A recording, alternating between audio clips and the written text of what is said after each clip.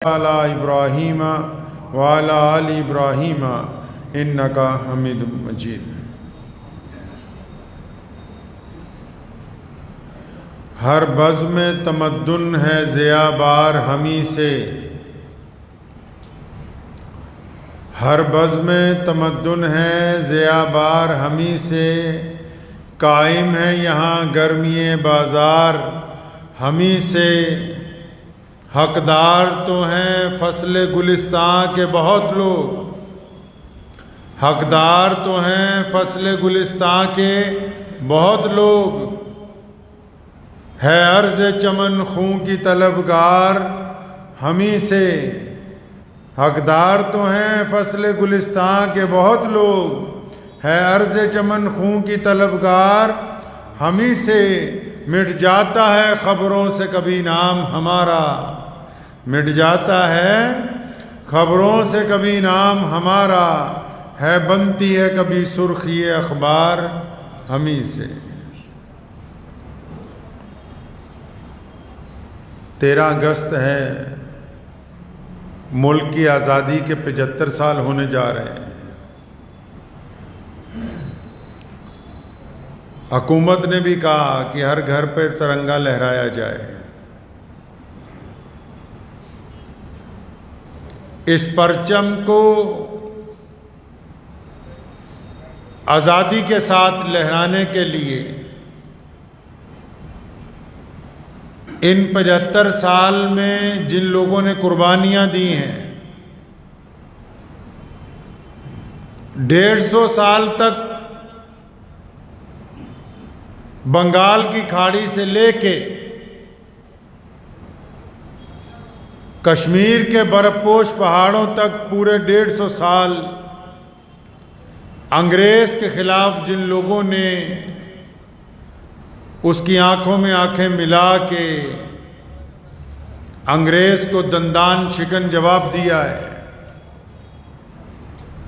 इन 150 सालों में जो लोग जेलों की रौनकें बने, जिन्होंने फांसी के फंदों को चूमा, जिन्होंने अपनी छातियों पर गोलियां खाई,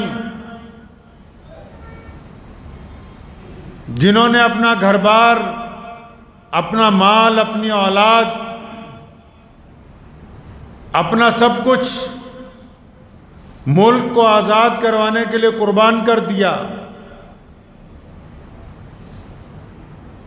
मैं ये समझता हूं कि इस मौके पर हर घर में उनका जिक्र होना भी लाजमी है, क्योंकि जो कौमें अपने शहीदों को, जो कौमें अपने राष्ट्र नायकों को, जो कौमें अपने मुजाहिदों को भूल जाती हैं, वो कौमें कभी कामयाब नहीं हुआ करती।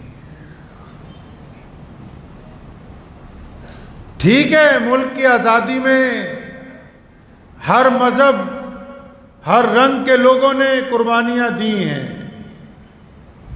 लेकिन इस बात को भी याद रखना होगा कि अंग्रेज के खिलाफ भारत की जंगे आज़ादी में मुसलमानों ने अल्पसंख्यक होने के बावजूद, जिसको माइनॉरिटी का दर्जा आप देते हैं, जिनको ये कहा जाता है कि इनकी तादाद कम है, हमने कम तादाद होने के बावजूद बंगाल में भी अंग्रेज के दांत खट्टे किए, दिल्ली में भी अंग्रेज के दांत खट्टे किए, और मुल्क का कोई सूबा ऐसा नहीं है जहां कहीं किसी दूसरी कौम का कोई जवान अगर कुर्बानी देने के लिए निकला हो तो मुसलमानों ने उसके कंधे से साथ कंधा मिला के कुर्बानी ना दी हो। हमने जंगे आज़ादी में अक्सरियत से बढ़कर अकलियत ने अपनी कुर्बानियां पेश की हैं।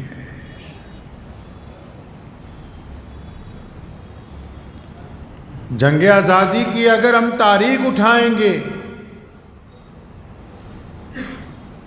आज कुछ लोग ये समझते हैं कि मुसलमानों ने क्या किया होगा, अंग्रेज को इस मुल्क से जाने पर मजबूर किया है हमने। ऐसे ऐसे काम किए कि आज भी दुनिया की तारीख इस बात की गवाही देती है कि मुसलमानों ने बड़ी दयानतदारी के साथ भारत की जंग आज़ादी के अंदर हिस्सा लिया। और सिर्फ ये नहीं कि जंग आज़ादी में हम ये कहते रहे कि सिर्फ किसी एक कौम के लोगों के साथ, हम सिर्फ अपनी कौम के लोगों को साथ मिलकर लड़ेंगे, बल्कि जब अंग्रेज़ ने इस देश के अंदर हिंदुओं को, मुसलमानों को दो अलहदा नज़रिए दे के आपस में लड़वाना चाहा, उस दौर में भी मुसलमानों ने सबकत ले जाके ये बाकायदा फतवा जारी किया कि देश की आज़ादी के लिए मुसलमान और हिंदू आपस में मिल के लड़ेंगे, तब अंग्रेज इस मुल्क से वापस गया है। लामिसाल कुर्बानियां। आपने जलियांवाले बाग का नाम सुना होगा। जलियांवाले बाग के किस्से से एक शाम पहले जो अमृतसर के जो डिप्टी कमिश्नर की कोठी है, अमृतसर का जो पुलिस कप्तान था उस वक्त, उसका नाम था एसपी खान मोहम्मद जान। उसको बुलाया अंग्रेज ने। मिस्टर एडवायर जो उस वक्त पंजाब के गवर्नर थे, उन्होंने बुलाया उसे। जनरल डायर को भी बुलवाया गया, वो हालांकि जलंधर में था, और इस एसपी की ड्यूटी लगाई, एसपी खान अहमद जान की ड्यूटी लगाई कि सुबह को जलियांवाले बाग में जो लोग अंग्रेज सरकार के खिलाफ धरना लगाएंगे उन पे गोली चलानी। यह मैं तारीख का वो वाकया आपको सुना रहा हूं कि हमने अपनी कुव्वत अमल से इतिहास को बदला है। कोई मामूली बातें नहीं हैं। आज तो लोग छोटी सी कोई सरकार हो, कोई छोटा सा सरकार में ओहदेदार हो, कोई किसी पार्टी के अंदर कोई लीडर बन जाए, उसके कहने पर फैसले तब्दील हो जाते हैं। अच्छे खासे अफसरान का ज़मीर सच्चाई बोलते बोलते एक बार कलम रोक लेता है, क्योंकि सरकार की नाराजगी कौन मोल ले भाई। मिस्टर एडवायर ने बुलाया एसपी खान अहमद जान लुधियानवी को। पढ़िए जलियांवाले बाग की रिपोर्ट। उसने बुला के कहा कि सुबह को जलियांवाले बाग में जो लोग एजिटेशन करेंगे अंग्रेज सरकार के खिलाफ, उन पर गोली चलानी। तुम्हारी ड्यूटी है, तुम जाके पुलिस लाइन से अपनी टुकड़ी लो, तुम जाओगे, तुम्हारी जिम्मेदारी है कि जलियांवाले बाग में से कोई जिंदा वापस नहीं आना चाहिए।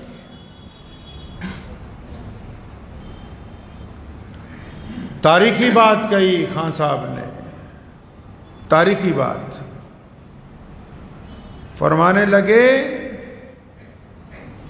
कि मैं एक बाहिम्मत जुर्रतमंद सिपाही हूं।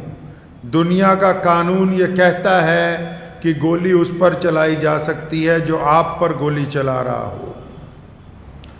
मुकाबले में उसको पुकारा जा सकता है जो दूसरी तरफ से मुकाबले के लिए मैदान में आ गया हो। लड़ा उससे जाता है जो जंग में मैदान में उतर गया हो। कहता ये कैसे हो सकता है कि मैं अपने ही मुल्क के निहत्थे लोगों के ऊपर जो बिना हथियारों के सिर्फ पुरसकून एजिटेशन करने के लिए आएंगे, मैं उनके खिलाफ गोली नहीं चला सकता, मैं हथियार नहीं उठा सकता। एडवायर ने कहा था कि अपनी पेटी उतार के रखो, यानी अपनी बेल्ट उतारो, तुम्हें इस ओहदे से डिसमिस किया जाता है। खान साहब ने अपनी पेटी उतार के जनरल डायर और एडवायर के टेबल पे रखी, लेकिन किसी गरीब के खिलाफ, किसी मजलूम के खिलाफ, किसी सच्चे मुल्क के लड़ने वाले के खिलाफ गोली चलाने के फैसले को मुस्तरद कर दिया। आप क्या समझती हैं ये छोटा वाक्य है?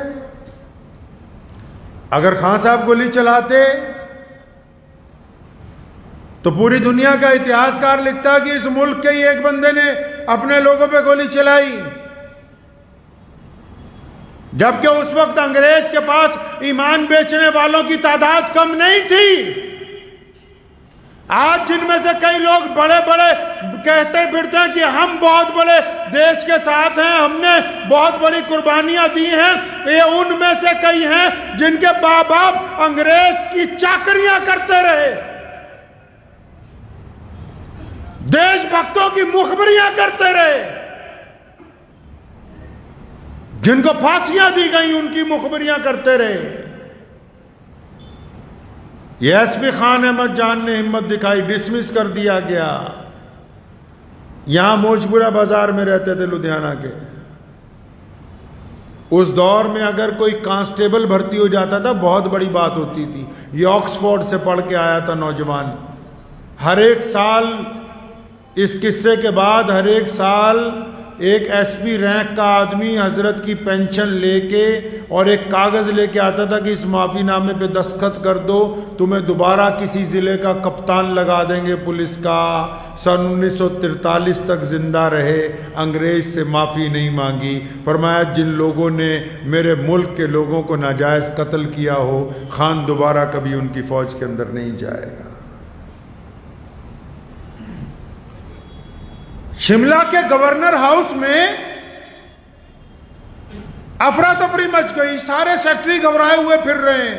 गवर्नर ने बुला के पूछा क्या बात है, आज तो हमने बेहतरीन कालीन पसंद करने थे, क्या वो व्यापारी नहीं आया? उसके साथ हमारी मीटिंग का वक्त तय है।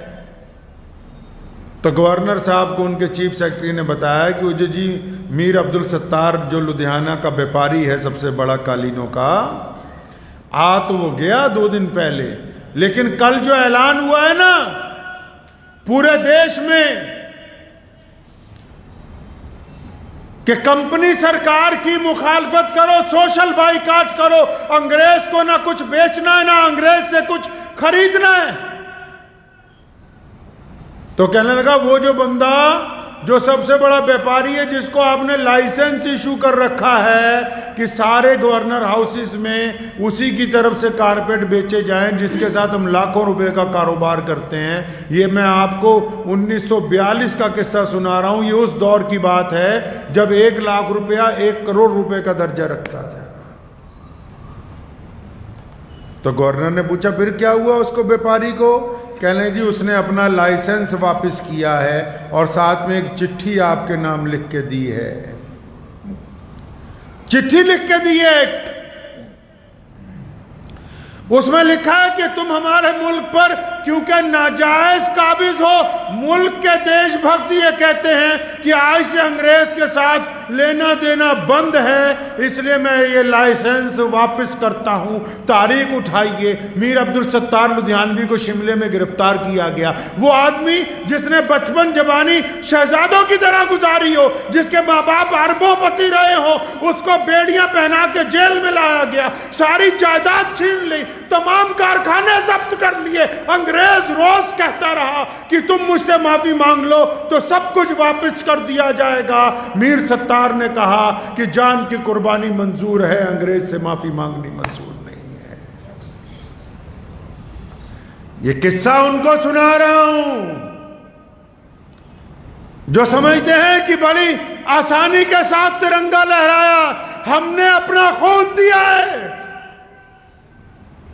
अपनी जानों की नजराने पेश किए। पेशावर का किस्सा खानी बाजार, 2 वाक़े मुल्क के अंदर बड़े हुए जिससे अंग्रेज को जाना पड़ा। एक जलियांवाले बाग का, एक पेशावर के किस्सा खानी बाजार का। लेकिन किस्सा खानी बाजार को इसलिए कुछ लोग भूल गए कि वो बाजार पाकिस्तान के हिस्से में चला गया। उसी बाजार में 1000 सुर्खपोश पठानों ने अंग्रेज के खिलाफ जुलूस निकाला। अंग्रेज के खिलाफ जुलूस निकाला। वहां भी एक जर्नल गया गोली चलाने के लिए। ये मैं नहीं कहता, सरदार पटेल ने लिखा है जो मुल्क का पहला गृह मंत्री बने। उठाइए सरदार पटेल की रिपोर्ट। उन्होंने अपनी किताब में, अपनी रिपोर्ट में लिखा है कि किस्सा खानी बाजार में अंग्रेज जर्नल ने जो जुल्म किया, जो गोली चलाई, वो तो अपनी जगह बहुत बड़ा जुल्म है ही, लेकिन इन मुसलमानों की कुर्बानी ने पूरे देश की कुर्बानियों को पीछे कर दिया। पटेल ने अपने कलम से लिखा है कि जब गोली चल रही थी 1000 पठानों ने अपनी छाती पे गोली खाई है, एक भी गोली किसी मुसलमान की पीठ के ऊपर नहीं लगी।